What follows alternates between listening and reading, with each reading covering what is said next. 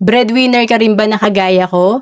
Importante matutunan mo yung concept ng pay yourself first. Ito yung pagkasweldo natin or pagka-receive natin ng ating income, importante unahin natin magtabi para sa ating savings. Kasi madalas ang ginagawa natin pagka-receive ng income, una nating binabawas yung expenses natin or gastos. Ang dami nating bayarin. Ang dami nating responsibility. And then bahala na kung may maipon. Pag ang inuna natin, bills natin, usually walang natatabi para sa ating savings. Kaya, ang gagawin natin, pagka-receive ng income, ito yung tinatawag na abundance formula.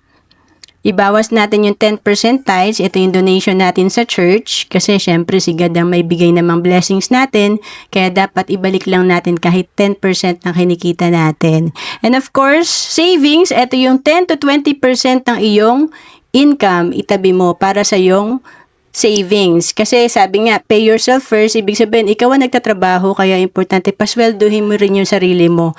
Napapasweldo mo yung sarili mo kung may savings ka. And of course, yung matitira, ito yung pagkakasyahin natin sa expenses sa ating mga wants and needs. And sabi nga dito, paano nga ba yung discipline? Ito yung una, i-record nyo and i-review yung monthly income and expense. Madalas kasi alam lang natin yung income, pero alam ba natin na monitor ba natin yung mga expenses natin, yung mga lumalabas sa atin na expenses, para alam natin kung saan tayo nag-overspending pag ito ay monitored natin. And then, discipline yourself to live within your budget. Pag nag-set tayo ng budget, make sure na hindi tayo lalampas dito para talagang makakaipon tayo. And of course, people never plan to fail. They simply fail to plan. Wala naman nagplano na maging failure tayo sa pera. Pero maraming nag-fail or broke dahil hindi pala nagplano. And of course, a plan is not a plan unless you plan to do it.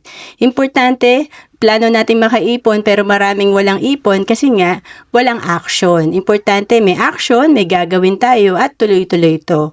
And syempre, mag-start tayo sa right information. Pag tama na yung information and mindset natin, meron na tayong right plan. And then, dapat yung mga kasama rin natin mahilig mag-ipon, hindi mahilig mangutang. And right discipline. Dapat maging consistent tayo sa pag-iipon. Mangyayari yan pag meron tayong disiplina. And to know more about savings and investment, message mo lang ako sa Facebook, Ro Ancelis Capistrano.